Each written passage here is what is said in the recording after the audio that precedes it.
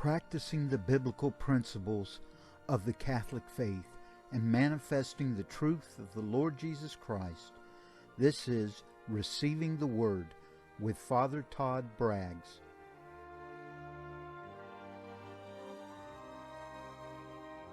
Wherefore lay apart all filthiness and every expression of wickedness, and receive with meekness the engrafted word, which is able to save your souls.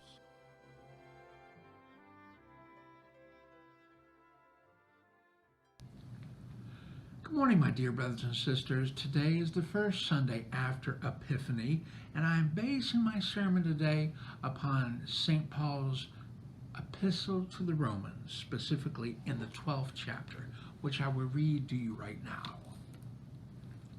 I beseech you, therefore, brethren, by the mercies of God, that ye present your bodies as a living sacrifice, holy and acceptable unto God, which is your reasonable service.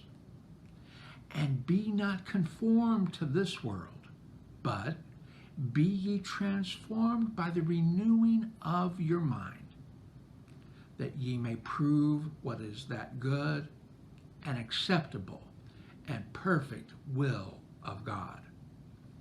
For I say, through the grace given unto me, to every man that is among you, not to think of himself more highly than he ought to think, but to think soberly, according as God hath dealt to every man the measure of faith.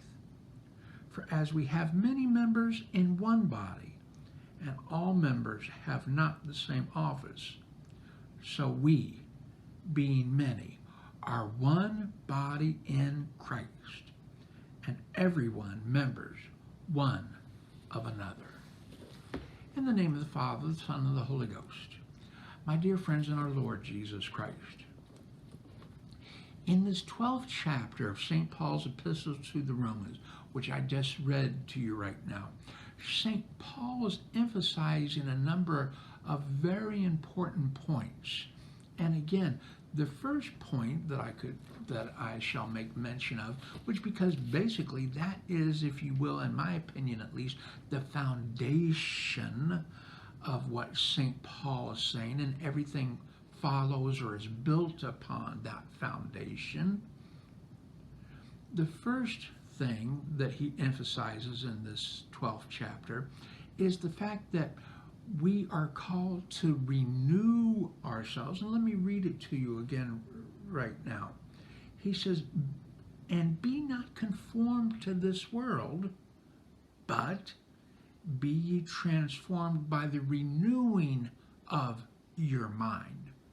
The reason, dear friends, I say that is because that this is at least the foundation upon which everything else is built, is because of this reasoning, because of this logic, if you will. You see, obviously there's a difference between the outward appearance and the inward appearance, if you will. Outward as opposed to inward. The out as opposed to the inside. This, of course, is explained, or again, we can look at the example of a person. A person is who they are on the inside, and yet their appearance may change. I, for example, am certainly different from how I looked as a little baby, as opposed to how I looked when I was 10 years old, was how I looked when I was 20, and so on. As a person gets older, they get more and more gray hair, they get more wrinkles, and yet, despite the outward appearance changing, the person is in essence the same on the inside. Well, the same way example that you could use, again, putting on a new suit, or putting on a new set of clothing, or putting on an expensive sweater, or whatever example that you can use.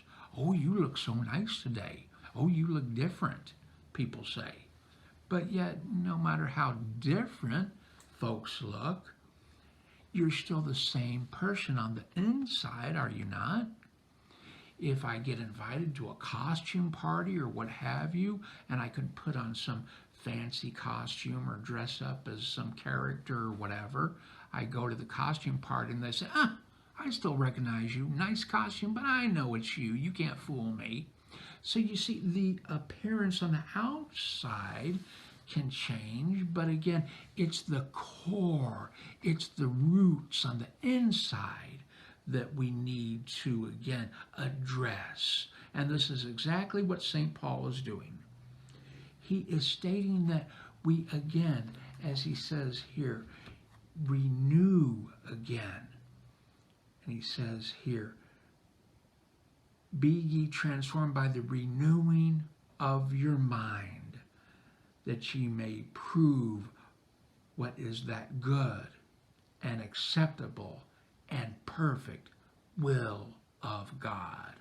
On the outside, I can say all the time, oh, hallelujah, amen, hallelujah. I can dress up and go to church on Sundays, and I can hold my fancy commentary Bible and this and that and the other. But the bottom line is, if I act differently the rest of the week, just the opposite, something is wrong. It's the inside that needs to be changed. And this in fact, is what St. Paul is emphasizing. Change the inside by the renewing of your mind. He says a similar idea in Colossians in the 3rd chapter in the 10th verse, Colossians 3:10. St. Paul writes, and have put on the new man, which is renewed in knowledge after the image of him that created him. Of course, we're reminded, dear friends, in Scripture that we are created in the likeness of God. And as we have discussed in the past, of course, the likeness of God, how can we be created in the likeness of God? That, of course, is because God is not a physical being. And so we need to, again, be reminded that when we reflect God's image, it is in our spiritual sense, if you will. And this takes us back to St. Paul's point, the renewing of your mind. We have to be renewed inside, in our mind, in our heart, in our soul, in our very being, if we want to make changes to the outward appearance. Again, it's similar to an example of someone who buys a house, or they own an older house or whatever. The foundation is breaking apart, or there's something wrong with the insides of the house, and so the homeowners decide, oh, let's put on new siding, new vinyl siding. We'll replace the vinyl siding. What have you done to fix the problem? You've made the outside look fantastic, but again, it's the foundation that is the problem. It's the plumbing that's the problem. It's everything is falling apart inside, and you've made the outside look great. This is the problem with our modern society in which we live, quite frankly, because people, again, they listen to all these advertisers and promotions and commercials where they say, oh, if you get this certain brand of sneaker, this certain brand of tennis shoes, oh, people will love you. Get this new suit, wear this new dress, wear this fancy new, go buy a new sports car. It'll make you look 30 years younger driving this fancy sports car around. Oh, no, it won't, quite frankly. In some cases, it'll just make you look foolish, if nothing else. We need to renew what's inside. This is what St. Paul is saying. The second thing that St. Paul, he's emphasizing, quite frankly, a number of things in this passage which I read to you, but I'm only going to limit it to two. So the second thing that he emphasizes is that we are all one body. Again, this is a theme that St. Paul enjoys very much to emphasize because it's so true. We are all one body. Again, here it says, for as we have many members, he writes, for as we have many members in one body, and all members have not the same office, so we, being many, are one body in Christ, and members one of another. There's a push recently in regards to emphasizing diversity. And I, for my part, have no problem with diversity. I love diversity. We're all different. As St. Paul even acknowledges here, we're all different. But I don't like the word diverse as much as I enjoy the word unique. Each and every one of us, you and me, we are all unique in who we are, in what talents we possess, in what skills we possess, or just the opposite, in what limitations we have. We're all unique. I may love German food and you hate it. You may love Chinese food and I don't like it as much. You may be able to do all kinds of things inside of the house, to fix things and to go work on plumbing, and you're not scared in the least, and you have a inner knowledge to know exactly what needs to be done. I, on the other hand, for my part, I don't know which end of the hammer to hold. And yet, each one of us, you as well as I, each one of us have unique set of talents, unique set of skills that we have been given. And again, our Lord is emphasizing the fact that we are called to be as one, just as St. Paul is emphasizing that we are one in the body of Christ. As I stated, our Lord emphasizes as well St. John's Gospel, St. John 17:21. This is what our Lord is praying for. That they all may be one, as thou, Father, art in me, and I in thee, that they also may be one in us. The Holy Trinity, three persons and yet one God.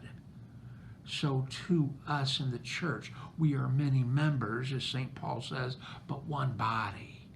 And so that's why the St. Paul likes the illustration of the body, literally.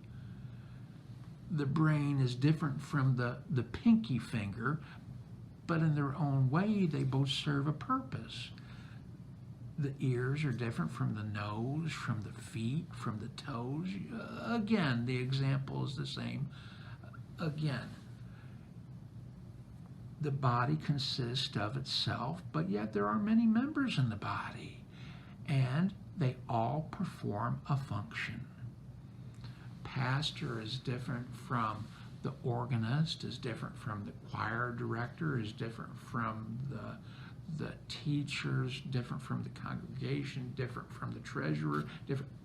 The list goes on and on. We all, each and every one of us, perform a particular specific function for the glory of God. And that is what is important, that no matter what we do, we offer all up for the glory of God, for his kingdom. And that begins with here, the church on earth. So that's why St. Paul is emphasizing the fact that we should be one. We're all different. We're all unique. We all have our own skills and abilities and talents. And yet, despite all those differences, we are all one. So again, dear friends, this day, let us remember, while we are unique, while we are diverse, we are one. One in the fact that we are sons and daughters of the Most High. that God has sent his Son into the world to save us from our sins. And also to remember that no matter how we look on the outside, no matter what we wear, no matter what we do on the outside, it should reflect what's on the inside. And that's what needs to change, the inside. And so we need to renew, as St. Paul reminded the Romans, and he's reminding us, we need to renew our inner man, if you will, renew our minds, so that we are more in tune with our Heavenly Father to do what he is calling each one of us to do. And so this day I ask God to bless each and every one of you, to bless you, your friends, your family, your loved ones, and to bless each and every one of us this year of 2021 with a newfound appreciation for our relationship with God, so that we can turn our lives over to him, and to be always reminded that God first and foremost is always with us and never leaves our sides. And so I ask God to bless each and every one of you, dear friends, in the name of the Father, the Son, and the Holy Ghost. God bless you, each and every one.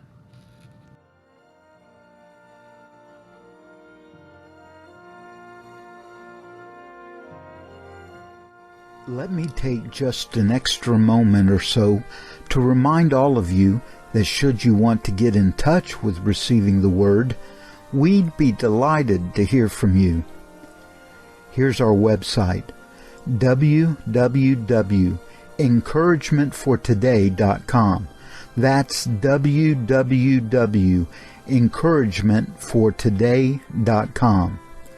Or write us at 829 Northeast Chester Avenue, Topeka, Kansas, 66616. That's 829 Northeast Chester Avenue, Topeka, Kansas, 66616. Knowing what a big difference encouragement makes in a person's life, you will not only find Father Todd's Sunday sermons, but also other assorted podcasts, audios, and devotional blogs that will be a help in your faithful walk with the Lord. And that will help you take heart when the going gets tough and the way feels long. I'm Father Francis Dominic, and on behalf of Father Todd Braggs and Receiving the Word, thanks for listening.